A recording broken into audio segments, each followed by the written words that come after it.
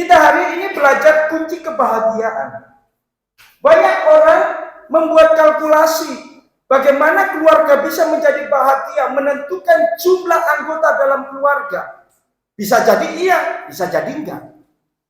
Tetapi Alkitab mengajarkan kepada kita pada saat pagi hari ini, yaitu kunci kebahagiaan orang percaya itu seperti apa sih? Kita lihat. Kita buka di dalam Matius pasal yang ke-5 ayat yang ke-8. Kita baca bersama-sama. Ya. Injil Matius pasal yang ke-5 ayat 8. Sudah menemukan Bapak Ibu? Ya. 2, 3. Berbahagialah orang yang suci hatinya karena mereka akan melihat Allah. Oke, yang cowok-cowok aja. Suaranya nggak terdengar soalnya. Yang cowok-cowok aja. 2, 3.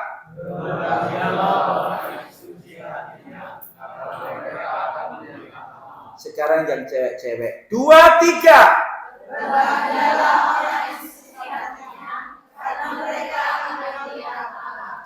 Luar biasa, suaranya kenceng karena sudah dapat. Iya, tanggal muda. Ya, Pak Bu yang dikasih Tuhan, kalau kita belajar tentang hati manusia, di dalam Amsal jelas sekali, hati manusia itu digambarkan seperti aliran air yang dalam, yang mukanya nggak bisa dibaca orang. Tapi ketika masuk ke dasar sungai atau laut, ternyata kelihatannya tenang, tapi dalamnya Bapak Ibu bisa membinasakan orang. Betul ya? Betul ya? Iya. Nah, kita hari ini berbicara, kita bersama-sama belajar tentang kesucian hati. Nah, di dalam bahasa aslinya, kok jadi seperti ini, Nas? Tulisannya. Ya. Nah, Bapak Ibu yang dikasih Tuhan, kalau kita menggali dalam bahasa aslinya, dalam bahasa Yunani, ada sesuatu yang sangat dalam, istilah suci yang ditulis oleh Matius di pasal 5 ayat ke-8 ini. Suci hatinya itu memiliki makna yang pertama dianalogikan seperti pakaian yang kotor, pakaian yang bau, habis keringatan, banyak noda-noda, lalu diambilkan alat pembersih, bahan pembersih, direndam, dicuci menjadi bersih. Itu yang namanya suci, bagian yang pertama. Yang berikutnya, kata suci yang berikutnya, itu artinya bukan sekedar bersih, tetapi terpisah. Dianalogikan seperti gandum. Kalau orang zaman dulu Bapak Ibu, untuk memisahkan antara isi gandum dengan sekamnya, itu dengan cara dilempar tinggi-tinggi. Nah, saat saya masih kecil, kalau orang ya di desa kami itu panen padi Bapak Ibu, itu orang kaya punya lumbung tersendiri, itu saya itu biasa ngasak. Tahu ngasak Bapak Ibu? Ngasak itu adalah menunggu orang yang sedang panen di belakangnya. Kalau ada yang sisa-sisa tak ambil, tak masukkan gelangsing. Tahu gelangsing? Oh tahu ya sudah. Jadi tak masukkan gelangsing, itu banyak yang jatuh Bapak Ibu. Jadi pasti ada padi-padi yang jatuh. Itu saya ambil. Nah orang-orang kalau sudah siang, mereka ambil tongkat yang panjang sekali dari bambu, kadang dari rotan, lalu pukuli apa? Pukuli apa? Padi itu, gabah itu, buah itu belum ada mesin Bapak Ibu. Nah, ada ibu-ibu yang biasanya bagian apa? Goyang. Bagian apa? Langsung tiup. Apa? Menapi. Langsung. Yang ditiup, yang terbang apanya? Kulitnya, sekamnya. Tapi isinya tetap jatuh pada tempe. Orang bilang seperti itu. Nah, sama kata suci di sini memiliki arti terpisah. Ya, terpisah antara isi dengan sekamnya, antara isi dengan kulitnya. Jadi yang diambil adalah isinya, bukan kulitnya. Kalau orang makan kulitnya, ya ini nyonyor semua Bapak Ibu. Pasti yang dimakan adalah nasinya, gitu ya. Berikutnya, nah, kata suci yang ketiga itu artinya tidak tercampur. Ya, tidak apa? Tercampur. Seperti emas batangan gini, prosesnya itu cukup lama Bapak Ibu. Jadi kalau ada pasir-pasir, ada tanah liatnya, Pak Bu, itu ketika dibakar itu akan membuat pemisahan satu dengan yang lain.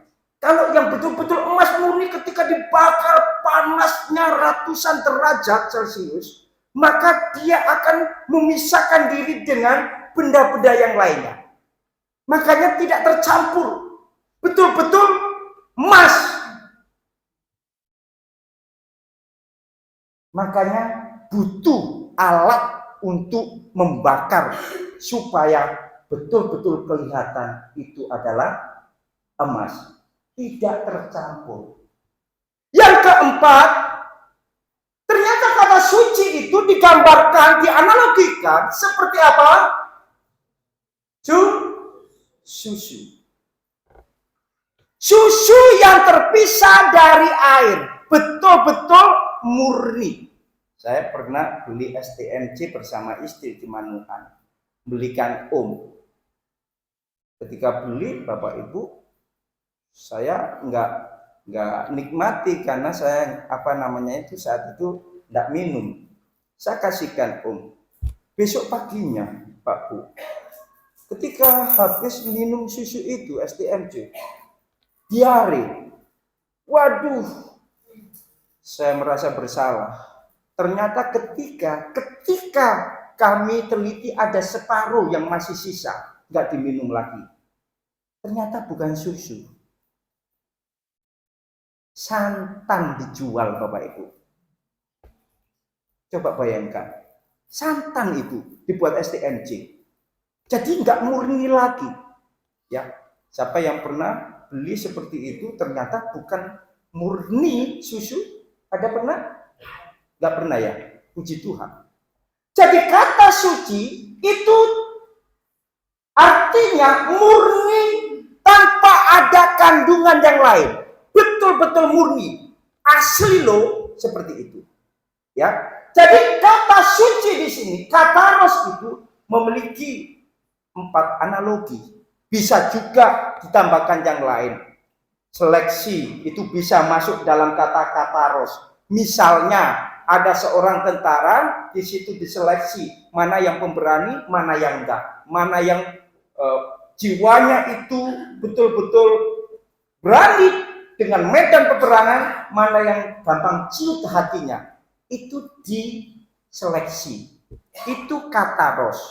Nah, Bapak Ibu yang dikasih Tuhan, dari beberapa pengertian yang ada, kita bisa melihat arti yang sesungguhnya kata-kata ros ini adalah berbicara tentang motivasi hati seseorang. Ya, bicara tentang hati, motivasi hati seseorang. Itu kata ros. Jadi kalau saya bahasakan dari semua analogi yang ada, arti dari suci itu, berbahagialah orang yang motivasi hatinya tidak bercampur, tidak tercampur aduk dengan hal-hal yang lain. Saya tanya, beribadah baik enggak? Baik. Menjadi enggak baik kalau halo, ngantuk. Duh bisa. Di rumah nggak ada AC, di gereja ono AC, tapi yo panas.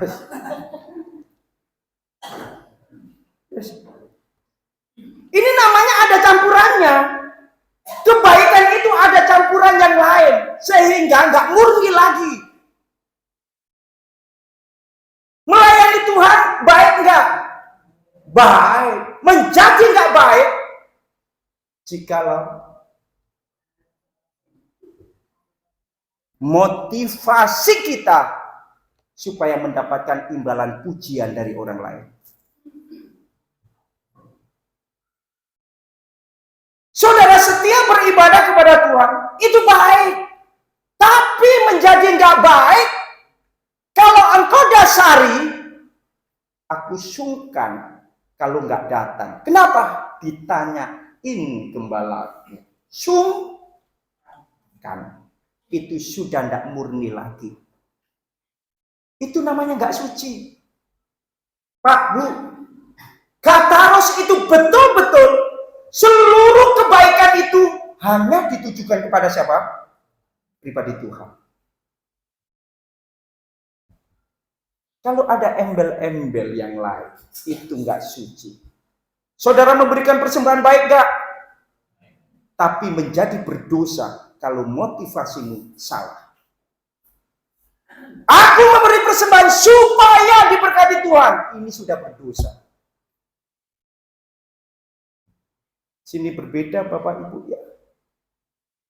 Gak salah saudara memberikan persembahan, tapi bisa menjadi berdosa kalau kita punya motivasi supaya aku diberkati Tuhan, aku persembahan. Itu sudah melenceng, itu gak murni lagi.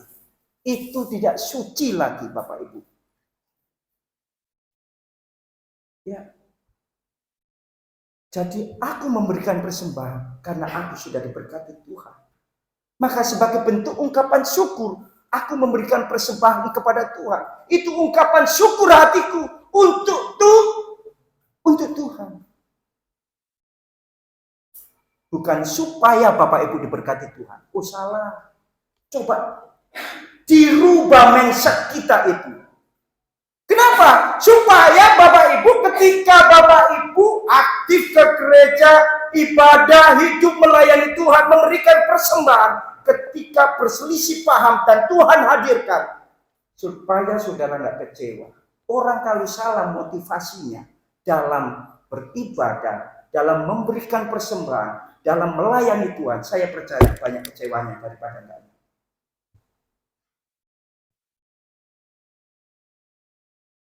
Untuk itu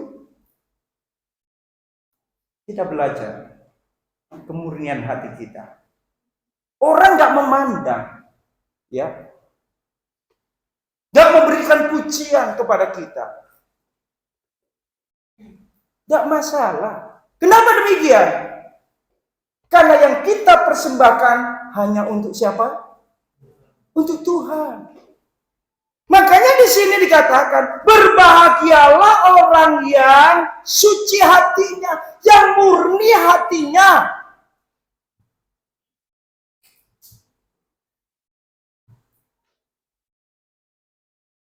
Kita lihat berikutnya.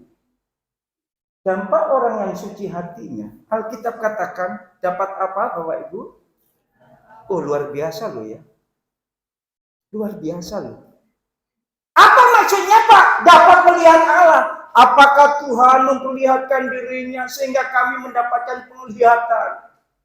Bukan seperti itu.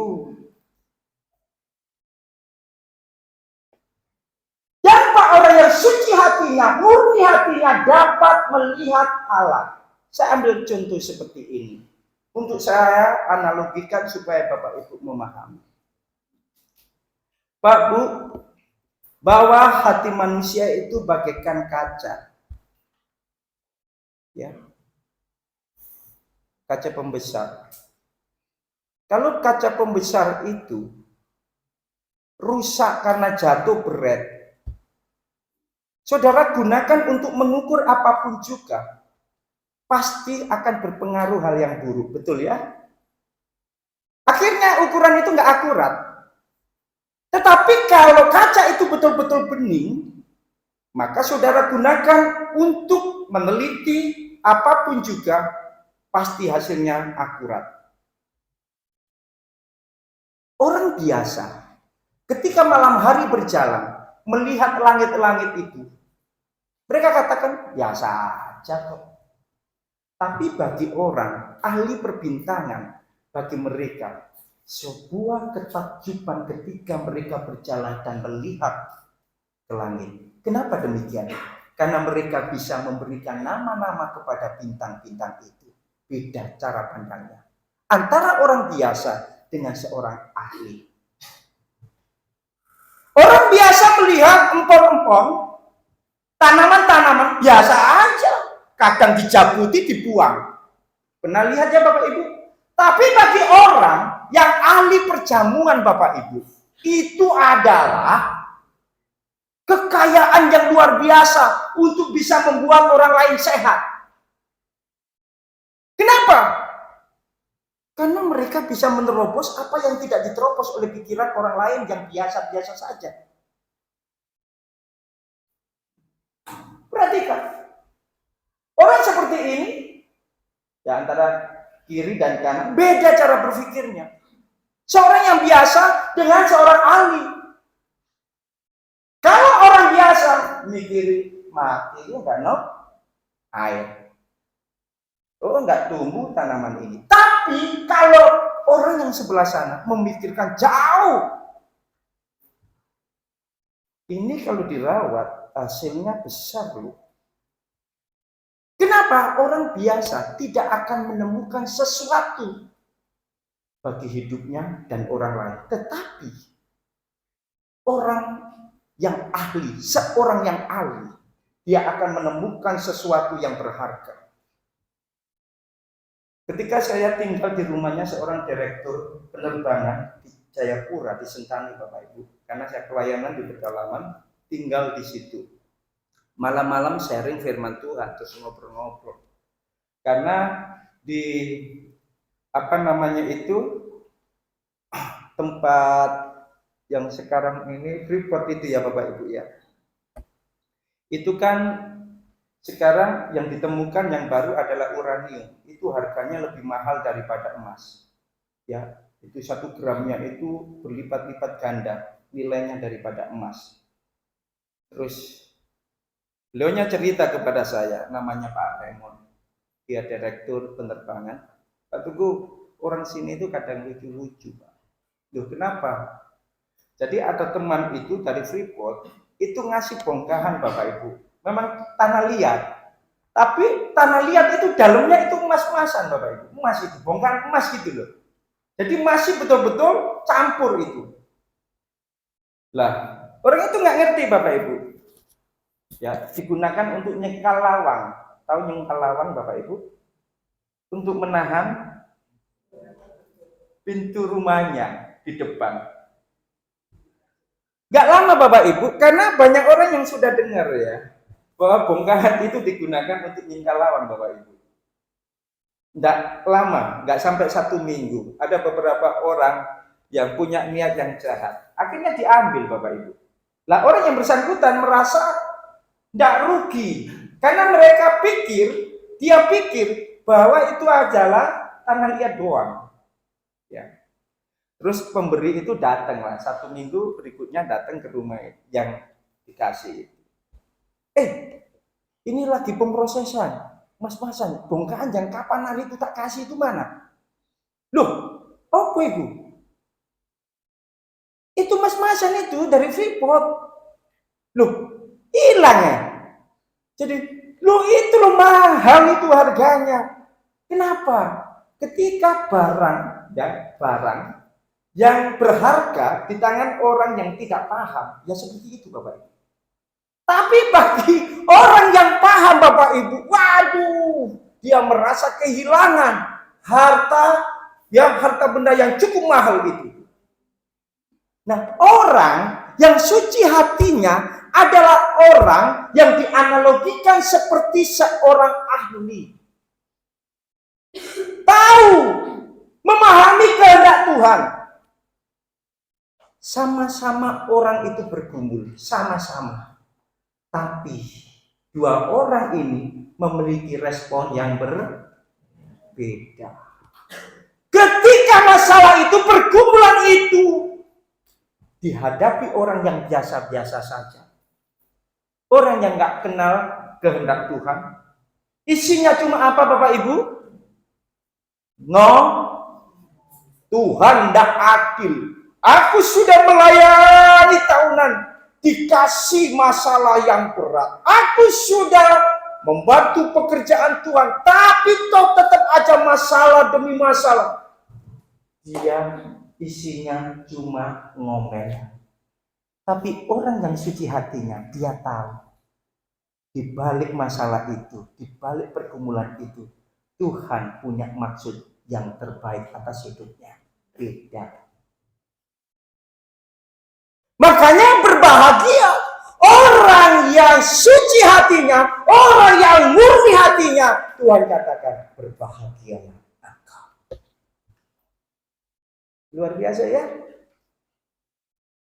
Bisa melihat Allah. Itu maksudnya. Tahu mana kehendak Tuhan, mana yang bukan. Ini loh.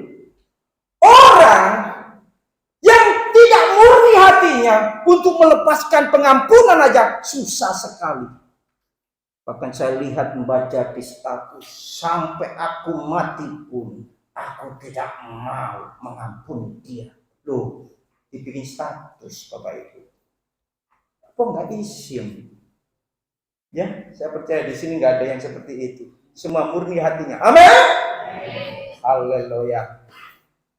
Iya, orang yang suci hatinya tahu ketika dirinya dilukai. Firman Tuhan bilang apa? Ampuni. Ya diampuni, sudah, taat aja. Maka orang seperti ini pasti berbahagia. Iya. Jadi ada orang yang marah-marah. Saya lupa, dihina, direndahkan dan lain sebagainya. Saya bilang, kenapa? Terus kamu mau apa? Gitu. Ya nggak bisa lah Pak. Ya sama balas Pak. Untungnya apa? Untungnya apa? Pasti hatimu ketika kau ingin menuntut orang lain, pasti nggak damai kok. Nggak bahagia hatimu. Hidupmu pasti nggak bahagia. Karena menginginkan penderitaan orang itu. Karena menginginkan bahkan kematian orang yang menyakitimu. Ya kan? Jadi, Pak Bu, orang yang tidak suci hatinya, orang yang tidak kataros hatinya, maka orang itu pasti tidak akan bisa melihat Tuhan. Tidak bisa bersama-sama dengan Tuhan suatu saat. Klik. Kesimpulan, mau bahagia? Mau bahagia? Jagalah hatimu dan jangan engkau. Ini lagunya Ipik kalau nggak salah. Jagalah hati. Upi. Opi. Jangan kau nodai. Kan gitu kan? Sedikit-sedikit bisa. Jadi jagalah hatimu. Dan jangan engkau rusak oleh karena perbuatan diri kita sendiri. Karena disitulah letak kebahagiaan kita. Amin. Kiranya Tuhan Yesus memberkati kita.